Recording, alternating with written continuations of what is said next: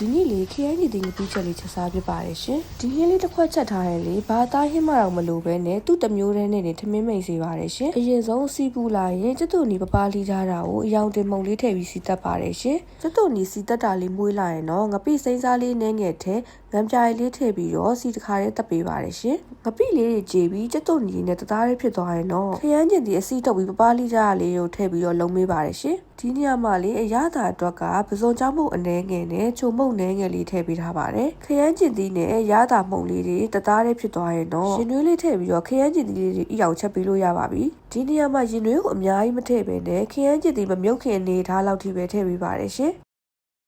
ခရမ်းကျင်သီးလေးအနေတော်ဤလောက်ပြီဆိုရင်တော့အဖိုးကိုတစ်ခါဖွင့်ကြည့်ပြီးတော့ဇွန်းဖြားလေးနဲ့ခရမ်းကျင်သီးလေးတွေခြေသွားအောင်လို့ခြေပေးပါတယ်ရှင်ဒီနေရာမှာခရမ်းကျင်သီးလေးတွေခြေသွားအောင်လို့တေချာချိန်ပေးပြီးတော့ခြေပေးရပါတယ်ရှင်ခရမ်းကျင်သီးလေးတွေမကြည့်ရင်စားမကောင်းလို့ပါရှင်ခရမ်းကျင်သီးလေးတွေလည်းခြေလာပြီးစီလည်းပြတ်လာပြီးဆိုရင်တော့ငရုတ်သီးစိမ့်လေးပြတ်ထားတာလေးကိုဆက်စားနိုင်တဲ့လောက်ထည့်ပေးပါတယ်ရှင်ပြီးရင်တော့ငရုတ်သီးစိမ့်လေးတွေလည်းကြက်အောင်ခရမ်းကျင်သီးလေးနဲ့တသားလေးဖြစ်အောင်လို့တေချာလေးရောမှွေပေးပါတယ်ရုပ်သီးစိမ့်လေးတွေကျက်လာပြီဆိုရင်တော့နန်းနန်းမင်းလေးအုပ်ပြီးတော့သုံးဆောင်ပေးလို့ရပါပြီရှင်ဒီခရမ်းကျင်သီးကပိချက်လေးရလေချင်းချင်းဆက်ဆက်လေးနဲ့ကျုပ်မှွေကြော်နဲ့ဆိုရင်အရန်လိုက်ဖက်တဲ့ဟင်းလေးပါရှင်